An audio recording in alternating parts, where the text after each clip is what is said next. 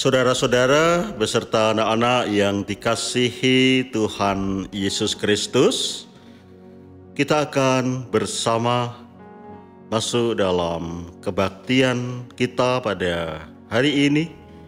Mari kita bersama menghadap Tuhan di dalam doa, mohon pimpinan Tuhan di dalam hidup kita dan kebaktian kita pada saat ini. Kita berdoa. Tuhan Allah Bapa di sorga, kami bersyukur Tuhan atas hari ini, atas hari yang baru bagi kami, atas kesempatan kami boleh bersekutu meskipun tidak dalam satu tempat kebaktian. Dan kami senantiasa merasakan kasih-Mu Tuhan yang mempersekutukan kami. Bapa di sorga, sertai dan berkatilah kebaktian ini sampai akhir nanti. Di dalam Tuhan kami, Yesus Kristus. Amin. Saudara-saudara beserta anak-anak yang dikasihi Tuhan Yesus Kristus, mari kita bersama dengan berdiri, kita ucapkan di dalam hati, kita arahkan kepada Tuhan. Demikian. Sumber pertolonganku adalah di dalam nama Tuhan yang menciptakan langit dan bumi. Kasih, karunia, dan damai sejahtera dari Allah Bapa kita dan dari Tuhan Yesus Kristus menyertai saudara-saudara beserta anak-anak sekalian. Amin. Silakan duduk kembali. Bapak, Ibu, saudara-saudara dan anak-anak sekalian yang terkasih di dalam Tuhan Yesus Kristus, marilah kita menyanyikan nyanyian pujian kita dari Kidung Jemaat 21 bait 1, Hari Minggu, Hari yang Mulia.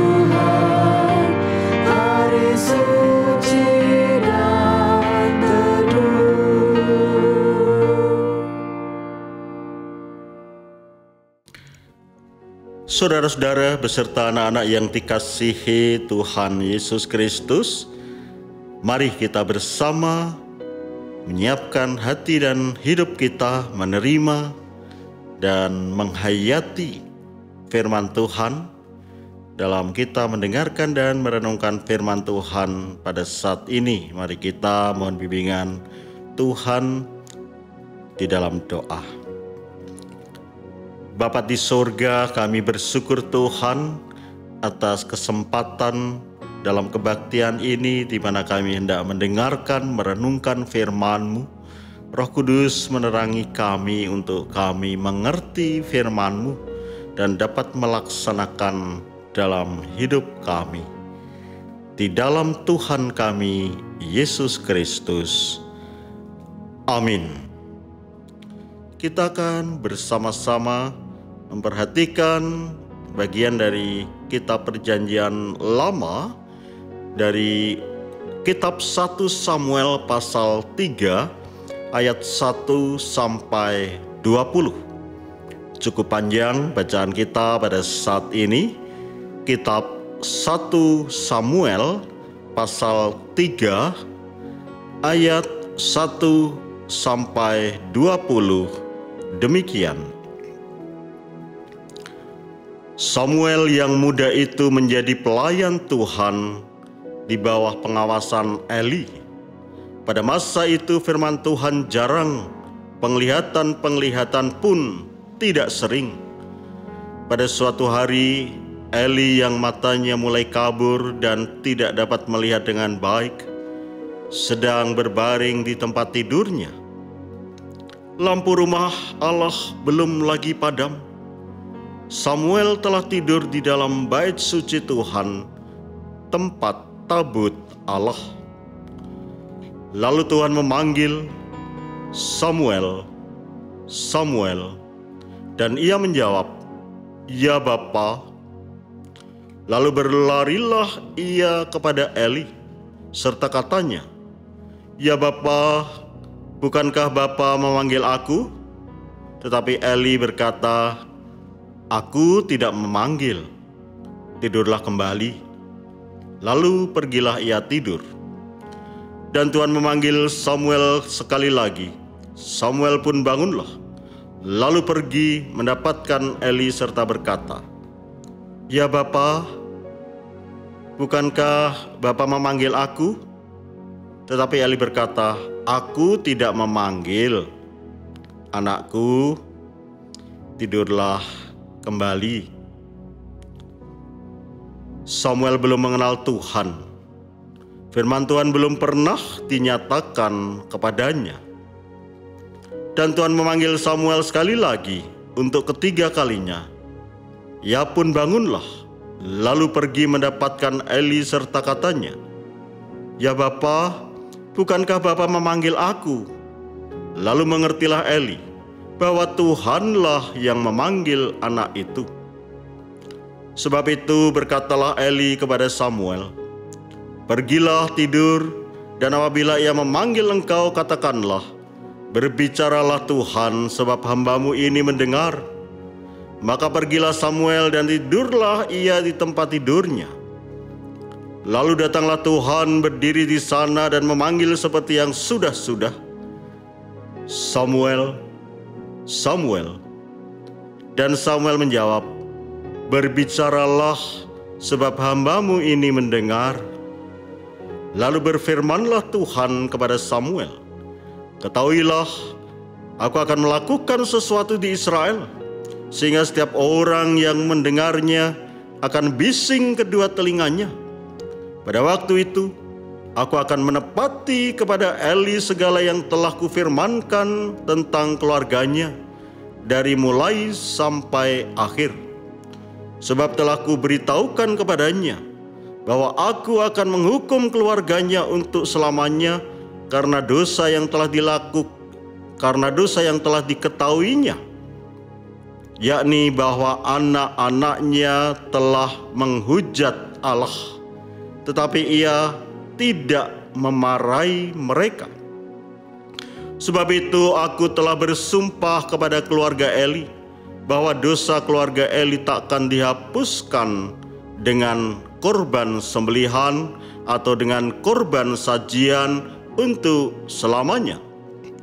Samuel tidur sampai pagi. Kemudian dibukanya pintu rumah Tuhan. Samuel segan memberitahukan penglihatan itu kepada Eli. Tetapi Eli memanggil Samuel, katanya, "Samuel anakku." Jawab Samuel, "Ya Bapa." Kata Eli, "Apakah yang disampaikannya kepadamu? Janganlah kau sembunyikan kepadaku. Kiranya beginilah Allah menghukum engkau, bahkan lebih lagi daripada itu, jika engkau menyembunyikan sepatah kata pun kepadaku dari apa yang disampaikannya kepadamu itu."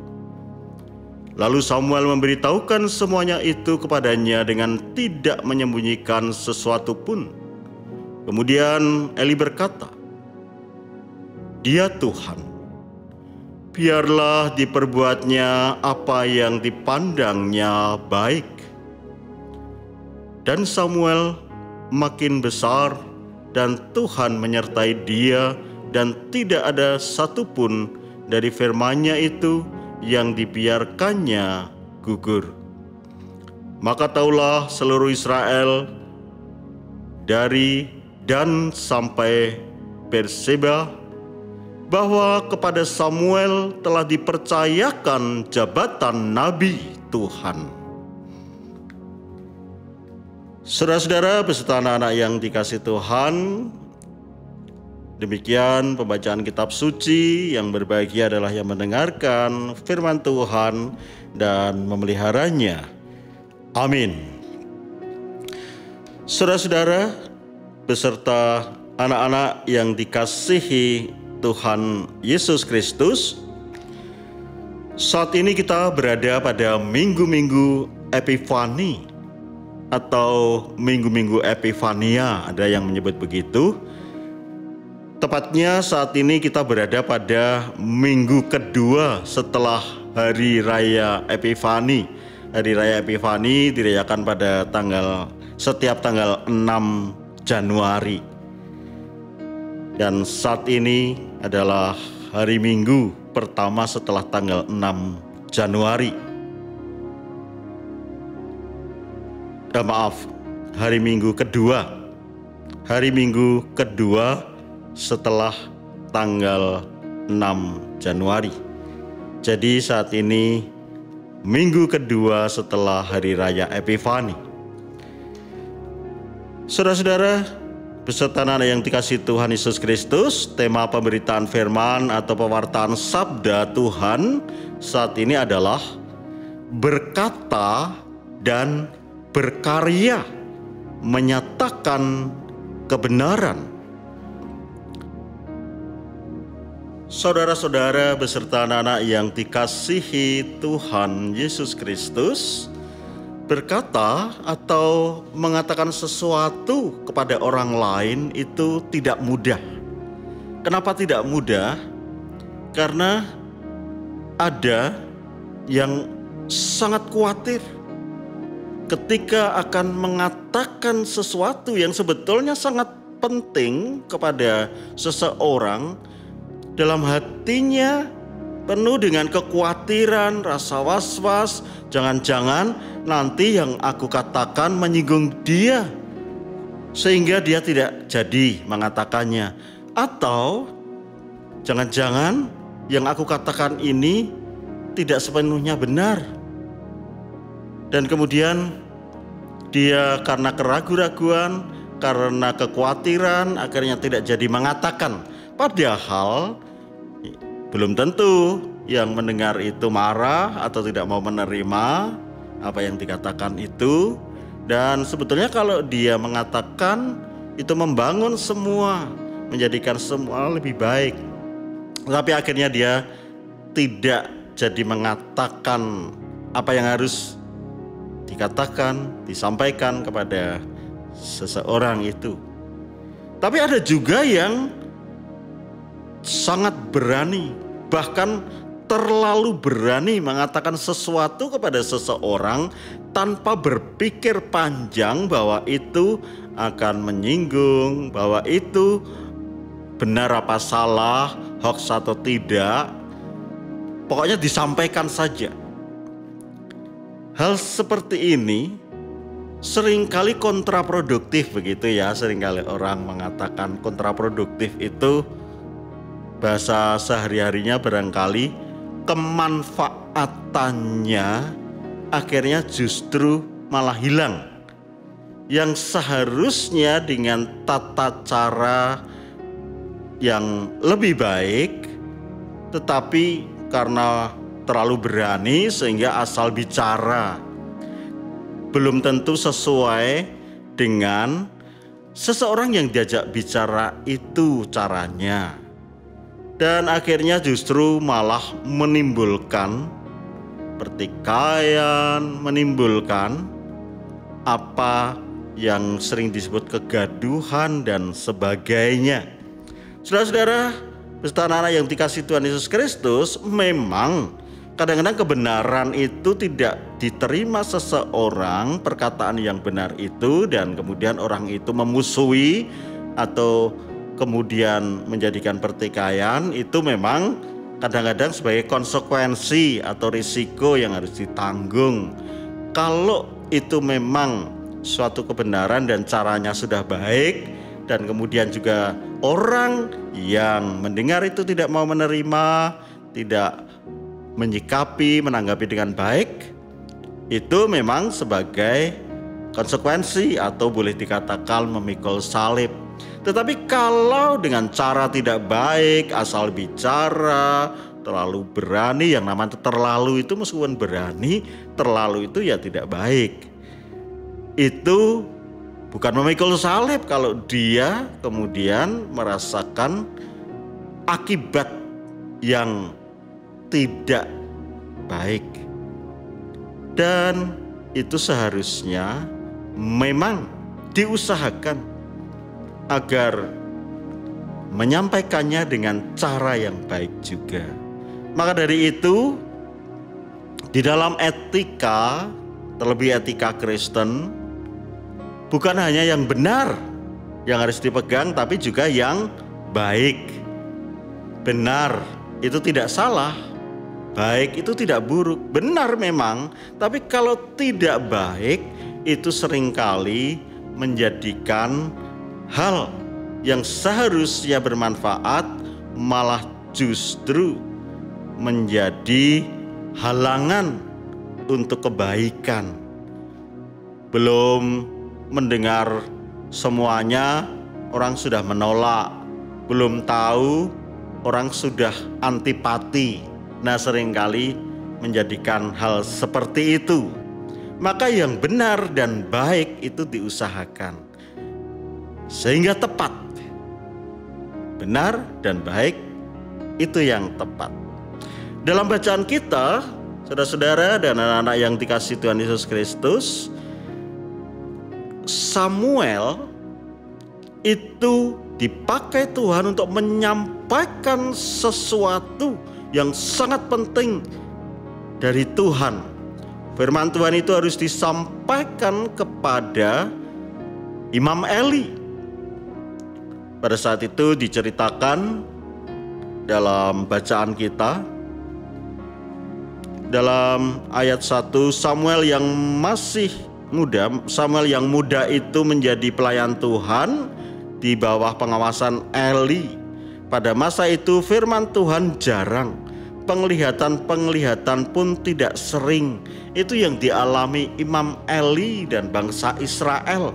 Padahal kita tahu pada saat itu firman Tuhan sering disampaikan oleh para nabi atau oleh orang-orang utusan Tuhan, oleh imam atau orang-orang khusus yang dipakai Tuhan. Dan saat itu jarang sekali.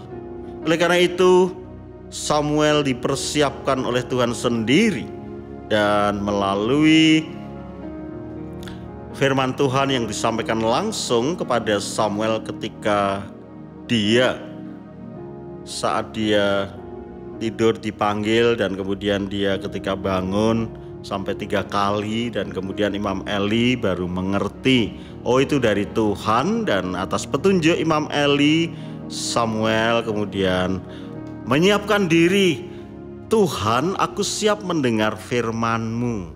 Dan Tuhan berfirman, apa yang difirmankan Tuhan, saudara-saudara? Di sana Tuhan berbicara kepada Samuel, berfirman kepada Samuel bahwa Tuhan akan menghukum keluarga Imam Eli. Hukuman, saudara-saudara, tentu tidak enak. Tentu hal yang sangat-sangat dirasakan dalam hati, penuh dengan perasaan yang berat. Tetapi ini harus disampaikan. Maka ketika Samuel itu akan menyampaikan, dikatakan Samuel segan menyampaikan. Segan, saudara-saudara, itu bukan tidak mau atau malas menyampaikan, tetapi ada wibawa khusus yang dihadapi oleh seseorang sehingga dia tidak begitu saja mudah menyampaikan. Dan akhirnya ketika Imam Eli mengatakan, kamu harus mengatakan kepadaku, karena Allah tentunya berfirman itu untuk disampaikan. Kalau kamu tidak menyampaikan, kamu bersalah di hadapan Tuhan, kamu berdosa. Dan itu seharusnya tidak kamu lakukan dosa atau kesalahan itu, jadi kamu harus mengatakannya.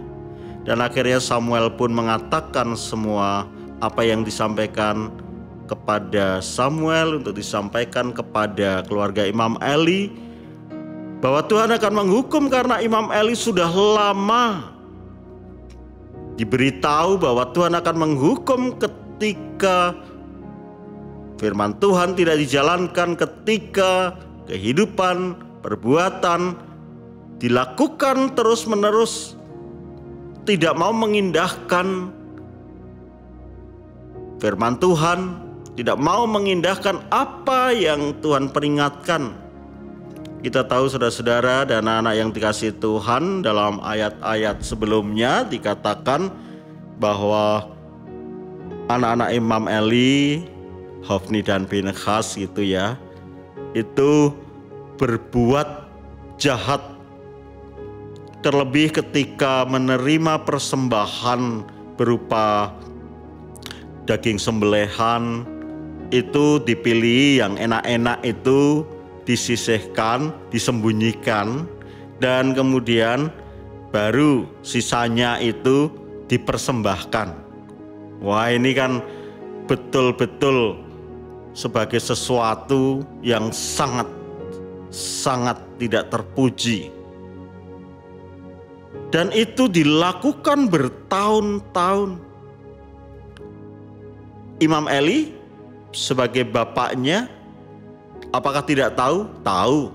Dan ketika tahu, apakah tidak mengingatkan anak-anaknya? Tentu mengingatkan. Tetapi ketika anak-anaknya terus melakukan, dikatakan tidak ditegur, didiamkan saja. Barangkali Imam Eli khawatir sebagai orang tua, jangan-jangan nanti anak-anak marah, jadi aku malah kehilangan anak, atau anak-anak mencelakai aku.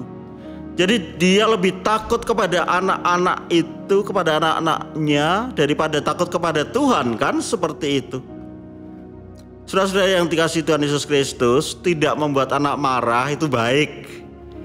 Atau supaya anak mengasihi, menyayangi orang tua dan tidak mencelakakan orang tua, itu baik. Tetapi kalau untuk tujuan itu dan akhirnya melanggar perintah Allah, itu yang tidak baik. Dan anak-anak salah, orang tua tidak tidak mengingatkan, tidak menegur, tidak menghentikan, orang tua ikut salah. Dan akhirnya keluarga itu dihukum Tuhan. Bahkan saudara-saudara, kalau kita membaca selanjutnya, bukan hanya keluarga Imam Eli, tetapi keluarga Imam Eli dan bangsa Israel mengalami kekalahan ketika perang. Hofni dan Pinchas anaknya mati di peperangan, dan Imam Eli mendengar itu, diceritakan ya, terjungkal gitu kan dari kursi dan meninggal juga. Saudara-saudara yang dikasihi Tuhan Yesus Kristus, beserta anak-anak yang juga dikasihi Tuhan Yesus Kristus, Samuel dipersiapkan Tuhan untuk menggantikan Imam Eli sebagai hamba Tuhan, sebagai imam sekaligus sebagai nabi. Dari sini kita bisa melihat, saudara-saudara, anak-anak yang dikasihi Tuhan Yesus Kristus, bahwa keluarga adalah bagian di mana Tuhan berkarya. Dan anak-anak melakukan hal yang tidak baik, tidak benar, orang tua bertanggung jawab untuk mengingatkan, bertanggung jawab untuk menegur, bertanggung jawab untuk mengembalikan atau mengajak anak-anak kembali ke jalan Tuhan yang benar. Nah, tentunya tidak ada alasan bahwa kita tidak melakukan firman Tuhan ini dengan tidak menegur anak-anak karena takut anak-anak marah, takut nanti tidak diterima, takut anak-anak mencelakakan dirinya atau takut anak-anak ngambek gitu. Kalau itu dilakukan, orang tua bersalah dan anak-anak pun bersalah. Dan upah dosa adalah maut. Seringkali ini tidak mudah, berat, dan bahkan ini mengandung konsekuensi atau risiko. Tetapi ketika kita tidak mau mengambil konsekuensi, tidak mau mengambil risiko untuk kebenaran dan kebaikan berdasarkan firman Tuhan, tidak mau melaksanakan kehendak Tuhan, tetapi kehendak kita sendiri yang kita kedepankan, Tuhan tentu sudah mengingatkan bahwa hukuman itu yang diterima. Oleh karena itu, saudara-saudara beserta anak yang dikasihi Tuhan Yesus Kristus, kalau kita mendengar perkataan orang lain, jangan buru-buru kita marah. Entah itu benar atau salah, kita cerna dulu. Jangan kemudian kita terus menanggapi dengan emosi, bersungut-sungut. Jangan-jangan kita yang lupa bahwa itu sebetulnya benar. Atau toh kalau tidak benar, kemudian bersama-sama dilihat dan kemudian kita akan bersama-sama tahu kebenarannya, itu yang baik. Juga anak-anak kalau diberitahu oleh orang tua, itu jangan mudah tersinggung. Punya hati iya, punya perasaan iya. Tetapi orang tua memberitahukan, kan orang tua lebih berpengalaman. Orang tua lebih tahu hal-hal tertentu. Ya memang kadang-kadang anak-anak lebih tahu. Misalnya tentang hal teknologi, tentu anak-anak sekarang atau pemuda remaja itu lebih pintar daripada orang tuanya. Karena perkembangan teknologi kan sekarang ini sangat pesat. Dan yang mengikuti biasanya pemuda remaja, bahkan anak-anak, itu lebih daripada orang tuanya. Tetapi bagaimanapun juga Tuhan memakai orang tua untuk anak-anak. Dan orang tua juga sampaikanlah kepada anak-anak jika itu diperlukan. Kalau itu sangat perlu dan kita menyimpan karena kita khawatir, takut menanggung konsekuensi, hati-hati. Hukuman Tuhan itu yang kita pilih, itu berarti karena kita dipakai Tuhan untuk kebenaran, untuk kebaikan. Bukan hanya kebaikan keluarga kita berdasarkan penilaian kita, tapi benar di hadapan Tuhan, baik di hadapan Tuhan. Dan tentunya kita tahu cara terbaik. Tentunya kalau kita hanya menegur dengan cara serampangan atau tidak dengan cara baik, itu artinya juga kita sembarangan. Maka dengan baik dan benar.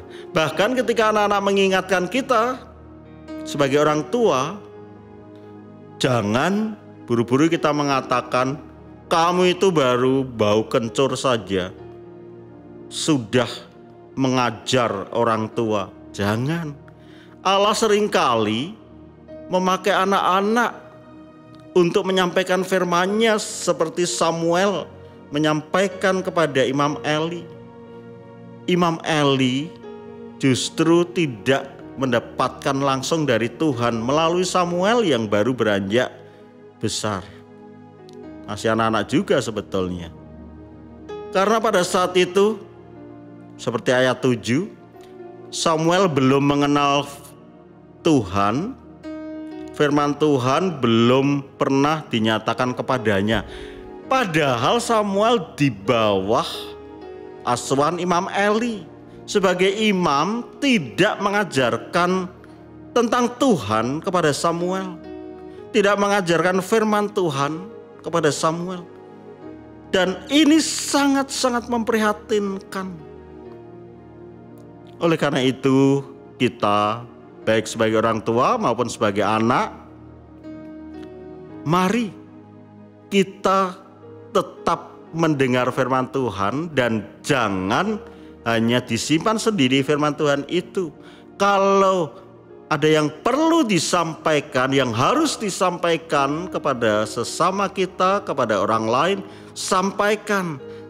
Tentu dengan cara yang baik juga. Dan pada saat ini, saudara-saudara, anak-anak yang dikasihi Tuhan Yesus Kristus, pada masa pandemi ini, kita juga dipakai Tuhan untuk menyatakan sesuatu, berkata, tapi juga berkarya, berkata dan bertindak. Jadi apa yang kita katakan itu, kalau itu suatu kebenaran, kebaikan harus kita lakukan. Dan itu tidak mudah, memang tidak mudah. Maka ketika kita mengemban amanat Tuhan yang tidak mudah itu, kita harus selalu memegang teguh firman Tuhan, percaya bahwa Dia membimbing kita. Dan oleh karena itu mari kita mengatakan yang benar. Saat ini banyak berita-berita yang tidak benar atau hoax gitu ya. Jangan sampai kita hanya mendengar berita terus kita sampaikan tanpa kita mencoba untuk ini benar apa salah. Apalagi sekarang kalau di media sosial gitu ada tulisan, wah ini, terus akhirnya wah supaya saya ini mempunyai pengetahuan lebih dulu, saya copy, saya share di media sosial yang saya ada di sana, entah WA, entah Instagram, entah Facebook atau yang lain, Twitter dan sebagainya. Tetapi kita tidak mencoba ini sebetulnya berita ini benar apa tidak. Supaya masa pandemi yang berat ini supaya jangan lagi tambah berat, kita bisa mengatakan yang benar dan baik. Kalau memang harus membawa konsekuensi, kita harus juga mengatakan, berbuat dengan kerja keras. Memang kita harus siap. Tetapi kita yakin bahwa semua itu menjadi berkat. Bagi siapa? Bagi kita dan bagi sesama. Sehingga damai sejahtera itu dirasakan bersama. Saudara-saudara, peserta anak yang dikasihi Tuhan Yesus Kristus, oleh karena itu biarlah apa yang telah Tuhan firmankan bagi Samuel juga firman bagi kita. Dan ketika Samuel dipakai Tuhan, ayat terakhir dari bacaan kita, ayat 19 dan 20. Dan Samuel makin besar dan Tuhan menyertai dia, dan tidak ada satupun dari firman-Nya itu yang dibiarkannya gugur. Maka tahulah seluruh Israel dari Dan sampai Berseba bahwa kepada Samuel telah dipercayakan jabatan Nabi Tuhan. Tuhan memakai kita yang mau, dan Tuhan menyertai. Tuhan memperlengkapi Samuel, Tuhan memperlengkapi kita untuk karyanya ketika kita mau menyampaikan kebenaran, kebaikan dari Tuhan. Dan saat ini tentu kita banyak kekurangan juga, kita harus mawas diri juga. Tetapi kita tidak perlu khawatir bahwa keadaan dan keberadaan kita ini kita kemudian tidak bisa dipakai Tuhan. Tuhan lebih tahu. Dan ketika kita membukakan hati, biarlah kita diperlengkapi oleh Tuhan, dapat berkata dan berkarya untuk kebenaran, menjadi bagian dalam karya Tuhan. Amin. Kita masuk dalam saat teduh.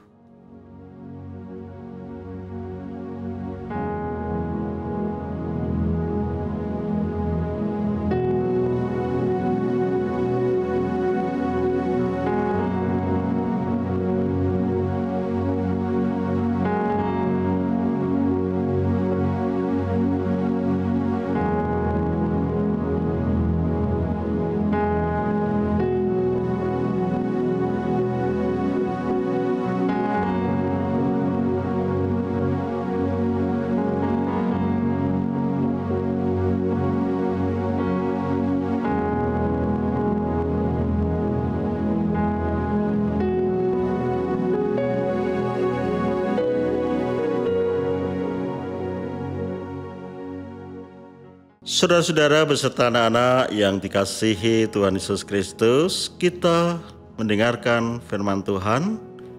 Mari kita jadikan dasar dalam kita akan mempersembahkan persembahan pada saat ini.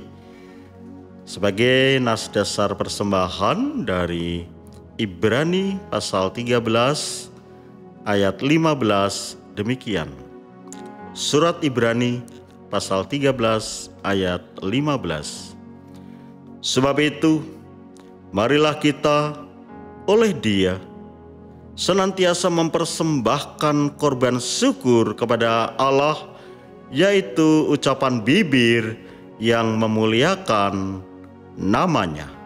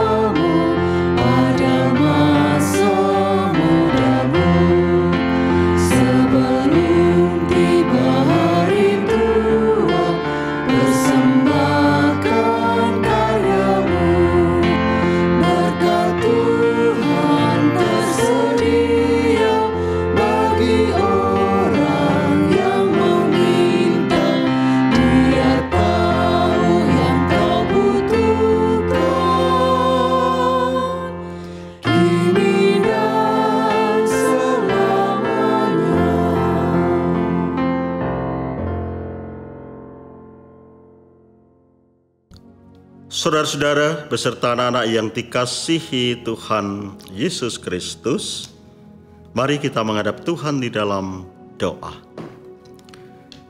Tuhan Allah Bapa di sorga, kami bersyukur Tuhan atas kebaktian hari ini, atas firman-Mu yang mengingatkan kami bahwa firman-Mu harus kami terima dan kami sampaikan bagi saudara-saudara kami.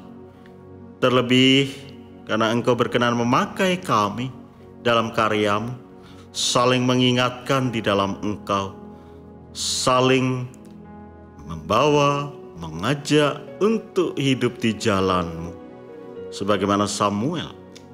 Dan biarlah kami juga memikul tanggung jawab kami selalu menyadari bahwa seringkali kami lalai dan bahkan kurang menerima apa yang Engkau karuniakan dan tidak melaksanakan apa yang Engkau perintahkan.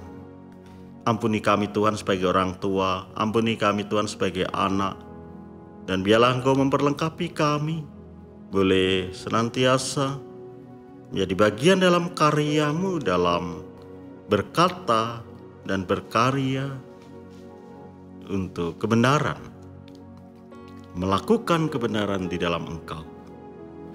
Bapa di surga, pada saat ini ketika kami di dalam masa pandemi ini merasakan beban berat, kami percaya bahwa Engkau tidak pernah meninggalkan kami. Oleh karena itu kuatkanlah Tuhan, dan biarlah Engkau juga memberikan jalan keluar bagi kami, anak-anak-Mu yang mengharapkan pertolongan dari-Mu. Juga saudara-saudara kami yang saat ini sedang merasakan kelemahan raga karena sedang sakit apapun, juga karena lanjut usia, Engkau menguatkan jiwa raga, Engkau menguatkan iman dan pengharapan untuk kami boleh merasakan kehadiran-Mu, karena Engkau tidak pernah meninggalkan kami Tuhan, dan kami percaya saat ini pun Engkau bersama kami semua, menguatkan dan juga memelihara hidup kami. Kami percaya dengan pertolongan-Mu, saudara-saudara kami semakin merasakan kesehatan yang lebih baik dan merasakan senantiasa kehadiran, penyertaan, dan berkat-Mu. Demikian juga saudara-saudara kami yang saat ini masih dalam perawatan ataupun dalam isolasi ataupun karantina karena sakit yang disebabkan virus COVID-19. Berkatilah mereka Tuhan, karuniai kesabaran, dan berkatilah dengan pemulihan kesehatan mereka. Saudara-saudara kami yang melayani di garda depan sebagai dokter, perawat, penyedia layanan kesehatan, juga prasarana yang lain, berkatilah Tuhan agar mereka pun merasakan damai sejahtera-Mu. Engkau menguatkan, memberikan kesehatan juga bagi mereka, sehingga mereka pun menjadi sarana dalam menolong saudara-saudara kami yang sakit itu. Berkatilah bangsa dan negara kami Tuhan untuk mengatasi hal-hal yang berkenaan dengan akibat pandemi ini. Terlebih vaksin yang saat ini telah tersedia dan sedang diupayakan untuk nanti didaya gunakan bagi seluruh bangsa, seluruh warga negara. Berkatilah Tuhan untuk apa yang dilakukan baik di pusat maupun di daerah-daerah, semuanya dapat berjalan dengan baik dan menjadikan kami semua segera terbebas dari pandemi ini. Bapa di surga, berkatilah juga gereja-gereja-Mu, baik gereja GKJ Dayu maupun gereja-gereja lain yang saat ini mengadakan kebaktian ataupun juga aksi sosial kemasyarakatan untuk membantu saudara-saudara kami yang memerlukan bantuan dalam masa yang berat ini. Berkatilah agar perkataan dan juga perbuatan atau karya dalam Engkau boleh menjadi berkat, mendatangkan damai sejahtera bagi saudara-saudara kami, bagi bangsa kami. Bapa di surga, kami juga mohon berkat-Mu bagi saudara-saudara kami yang saat ini juga merasakan kekhawatiran ataupun penderitaan karena bencana alam di berbagai tempat, baik karena aktivitas gunung berapi di sekitar Gunung Merapi dan juga gunung yang lain, juga karena banjir, tanah longsor di berbagai daerah, serta bencana yang lain. Berkatilah mereka dengan kesabaran. Pertolongan yang diberikan biarlah sampai kepada saudara-saudara kami yang memang membutuhkannya. Bapa di surga, kami juga mohon berkat-Mu bagi persembahan yang telah kami kumpulkan untuk boleh berguna sebagai sarana pelayanan jemaat-Mu di sini, berguna untuk mendatangkan kasih-Mu. Kami menyerahkan doa ini sepenuhnya dalam tangan-Mu, di dalam kasih-Mu yang terungkap di dalam Tuhan kami Yesus Kristus, yang mengajar kami berdoa, dan perkenankanlah kami naikkan sebagai doa kami. Bapa kami yang di sorga, dikuduskanlah nama-Mu, datanglah kerajaan-Mu, jadilah kehendak-Mu di bumi seperti di sorga. Berikanlah kami pada hari ini makanan kami yang secukupnya, dan ampunilah kami akan kesalahan kami seperti kami juga mengampuni orang yang bersalah kepada kami. Dan janganlah membawa kami ke dalam pencobaan, tetapi lepaskanlah dari yang jahat. Karena Engkau-lah yang punya kerajaan dan kuasa dan kemuliaan sampai selama-lamanya. Amin. Saudara-saudara beserta anak-anak yang dikasihi Tuhan Yesus Kristus, dengan berdiri mari kita bersama-sama menyegarkan iman kita dengan bersama-sama mengucapkan pengakuan iman rasuli. Aku percaya kepada Allah Bapa yang Maha Kuasa, Khalik langit dan bumi, dan kepada Yesus Kristus Anak-Nya yang tunggal Tuhan kita, yang dikandung dari Roh Kudus, lahir dari anak darah Maria, yang menderita di bawah pemerintahan Pontius Pilatus, disalibkan, mati dan dikuburkan, turun ke dalam kerajaan maut. Pada hari yang ketiga bangkit pula dari antara orang mati, naik ke sorga, duduk di sebelah kanan Allah Bapa yang Maha Kuasa, dan akan datang dari sana untuk menghakimi orang yang hidup dan yang mati. Aku percaya kepada Roh Kudus, gereja yang kudus dan persekutuan orang kudus, pengampunan dosa, kebangkitan daging, dan hidup yang kekal. Masih tetap berdiri, mari kita arahkan hati kita kepada Tuhan. Kita mohon pimpinan Tuhan dalam melanjutkan kebaktian ini ke dalam kehidupan kita sehari-hari, dengan senantiasa mendengarkan dan melaksanakan firman Tuhan, mengatakan atau berbicara dan berkarya melakukan kebenaran di dalam Tuhan. Terimalah berkat Tuhan.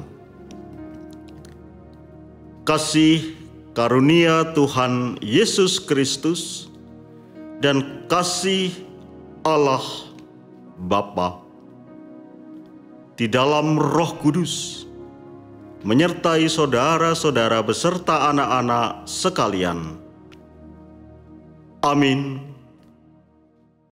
Bapak, Ibu, Saudara, dan anak-anak sekalian yang terkasih di dalam Tuhan Yesus Kristus, marilah kita menyanyikan nyanyian penutup dari pelengkap Kidung Jemaat 148, bait yang pertama dan yang keempat, Terima Kasih Ya Tuhanku.